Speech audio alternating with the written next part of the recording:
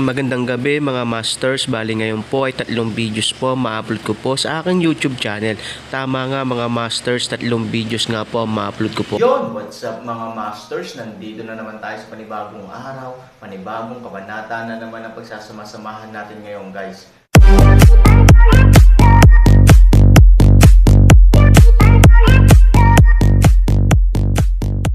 Bali mga masters, kung bago ka pa lang po sa aking YouTube channel, please click the subscribe button, lalong-lalo na po yung notification bell guys, para maging connected pa rin tayo sa isa't isa at maging updated kayo sa mga susunod ko pang video.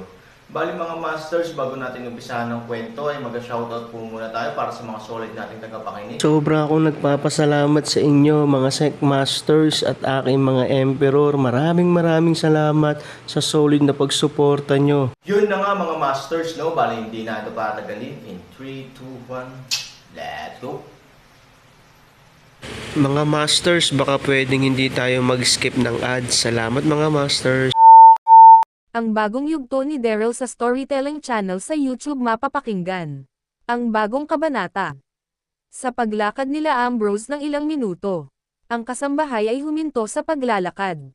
At dahan-dahan binuksan ang pinto ng silid hapagkainan. At ang kasambahay ay nagsalita at sinabi, Sec Master Ambrose at Pinunong General John, tuloy po kayo. Sa pagsabi ng kasambahay nito, sila Ambrose at Pinunong General John ay dahan-dahan nang pumasok sa loob ng silid hapagkainan. At ang kasambahay ay muling nagsalita at sinabi, Sec Master Ambrose at Pinunong General John, nandito lang po ako sa labas. Kung may ipapautos kayo ay inyo na lang ako tawagin.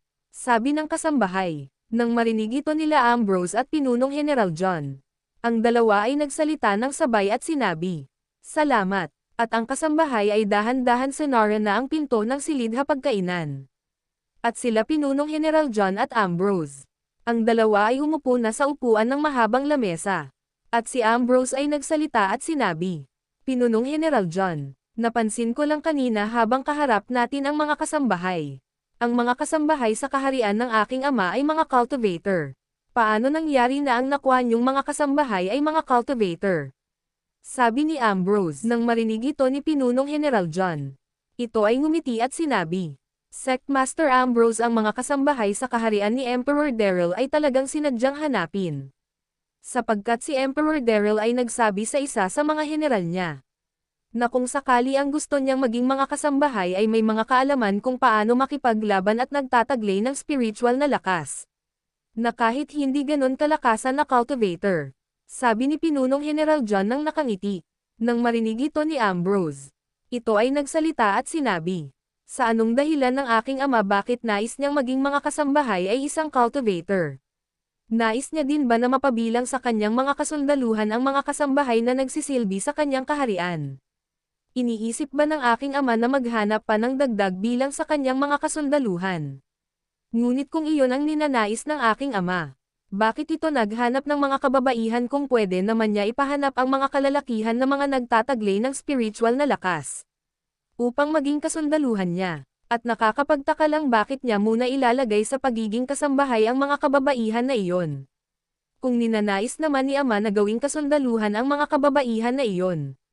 Medyo hindi ko naiintindihan ang aking ama tungkol roon.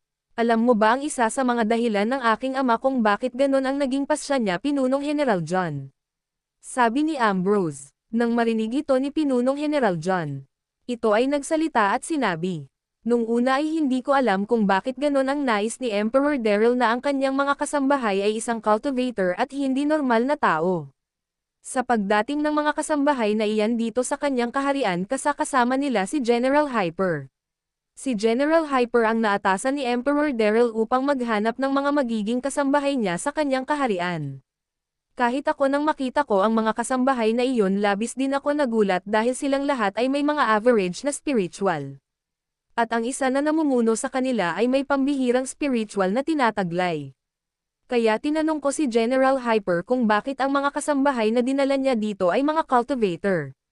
Sinabi sa akin ni General Hyper ang dahilan. Na si Emperor Daryl ang nagpahanap sa kanya ng magiging kasambahay ng kaharian. At sinabi din ni Emperor Daryl na nais niya na mga pambihirang babae sa mundo natin mga tao na mga cultivator. At sinabi sa kanya ni Emperor Daryl ang dahilan. Dahil naiisip din ni Emperor Daryl ang mga kalagayan ng mga kasambahay.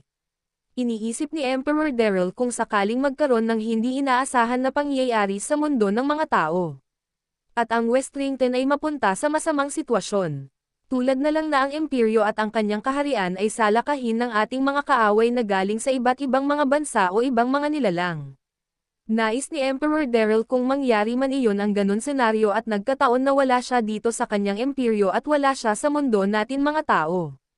Kahit paano ang mga kasambahay ay alam kung ano ang kanilang gagawin.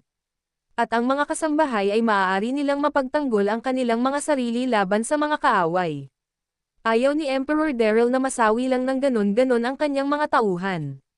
Nais ng iyong ama Sect Master Ambrose na kahit nasa masamang sitwasyon ang buong imperyo at kaharian, ay mapagtatanggol ng bawat isa ang kanilang mga sarili. Kasama na doon ang mga kasambahay sa kanyang kaharian. Dahil alam ni Emperor Daryl na ang mga kasundaluhan ay masyadong magiging abala. Upang makipaglaban at maprotektahan ang buong imperyo at kaharian. Kaya walang ibang gagawa na maprotektahan ang mga kasambahay kung sakali. Alam ni Emperor Daryl sa mahirap na sitwasyon ay hindi maaaring asahan ang mga kasundaluhan para protektahan ang mga kasambahay. Kaya, ganun na lang ang naging pasya ni Emperor Daryl na ang kanyang magiging mga kasambahay ay nagtataglay ng mga spiritual na lakas. At isang cultivator na may kaalaman sa pakikipaglaban. Para maprotektahan nila ang kanilang mga sarili. Dahil sa lahat ng mga napapahamak na nasa loob ng imperyo ay ang mga kasambahay sa kaharian. Kapag nagkaroon ng malaking digmaan. At dahil alam ni Emperor Daryl na kapag ikaw ay nagsilbi sa loob ng imperyo at kaharian, ay kailangan mo na dapat ihanda ang iyong sarili sa mga pwedeng mangyari. Dahil ang pagsisilbi sa kaharian bilang kasambahay, at mapabilang sa kasundaluhan ng isang bansa para protektahan ito ay mapanganib. Nang malaman ko ang dahilan ni Emperor Daryl, mas lalo akong humanga sa iyong ama. Ang kanyang katalinuhan ay talagang nakakahanga lalo na ang kanyang malasakit sa kanyang mga pinamumunuan. Ayaw ng Emperor na mapunta sa kapahamakan ang kanyang mga nasasakupan. Nakakahangang pagpasya, sabi ni Pinunong General John. Nang marinig ito ni Ambrose, ito ay ngumiti at sinabi, "Ganun pala ang dahilan ng aking ama. Kung totoosin mas mabuti nga na kahit ang mga kasambahay ay mayroong tinataglay na spiritual na lakas. Para maprotektahan nila ang kanilang mga sarili kung magkaroon man ng isang matinding digmaan. At maaari ko din gayahin ang ganang matalinong pagpasya para sa ikakabuti ng aking kaharian at mga nagsisilbi sa loob ng aking kaharian. Kaso kung gagawin ko ang ganang gawain, tulad ng aking ama na naging pasya niya na ang mga kasambahay niya ay mga nagtataglay ng mga spiritual na lakas at isang cultivator. Kung ganun din ang aking gagawin na ang mga kasambahay sa aking kaharian ay mga cultivator din. Ang mga normal na mga kasambahay sa aking kaharian ay mawawalan ng trabaho sa aking kaharian. Kahit nais ko gayahin ang aking ama sa napakatalinong pamamaraan, ay hindi ko maaari din pala gawin ang ganon klaseng pamamaraan. Dahil ang mga kasambahay sa aking kaharian ay mga matatagal nang nagsisilbi sa akin. At ang aking mga kasambahay ay tinuturing ko na ding pamilya. Kaya hindi ko makakaya na sila ay palitan. Sabi ni Ambrose. Nang marinig ito ni Pinunong General John, ito ay ngumiti at sinabi, "Sect Master Ambrose, maaari mo naman gawin ang ganun pagpasya na magkaroon ng mga kasambahay sa iyong kaharian. Sa laki ng kaharian ng Elysium Gate ay maaari ka pa rin magtalaga ng mga kasambahay. At isa pa kayang-kaya naman ng pondo ng Elysium Gate Sect ang makapagbayad sa mga madadagdag na mga kasambahay sa iyong kaharian. Tama ba ako, Sect Master Ambrose?" Sabi ni Pinunong General John. Nang marinig ito ni Ambrose ito ay napakamot ng ulo at sinabi, "Pinuno General John, walang problema pagdating sa pagbabayad sa mga pwedeng idagdag kong mga kasambahay kahit na ito pa ay mga cultivator. Ang iniisip ko lang ano na ang kanilang gagawin sa aking kaharian. Ang aking kaharian ay may kasambahay na bumibilang ng sapat upang magawa ang mga dapat gawin sa aking kaharian." Sabi ni Ambrose. Nang marinig ito ni Pinunong General John, ito ay ngumiti muli at sinabi, "Nauunawaan ko, Sect Master Ambrose. Subalit, kung ganun ang iyong iniisip, maaari mo na lang maging tagabantay ng mga kasambahay ang mga cultivator na mga kababaihan. Wala silang dapat gawin kung hindi ang protektahan lang ang mga kasambahay sa iyong kaharian. Parang ang mangyayari nga lang ay magdadagdag ka ng kasundaluhan na iyong pinamumunuan. Ngunit ito nga lang ay kakaiba dahil ang mga iyon ay mga kababaihan. Sabi ni Pinunong General John nang nakangiti. Nang marinig ito ni Ambrose, ito ay nagsalita at sinabi, "May punto ka Pinunong General John. Subalit pag-iisipan ko muna iyon," sabi ni Ambrose. Nang marinig ito ni Pinunong General John ito ay ngumiti at sinabi, "Kung ganun Sec Master Ambrose mabuti. Para sa mundo na ito kayo ng iyong ama na si Emperor Daryl lang ang may mga kasambahay na mga cultivator sa kaharian." Sabi ni Pinunong General John. Yun na nga mga masters, no? Bali panibagong kabanata na naman yung natapos natin ngayong gabi.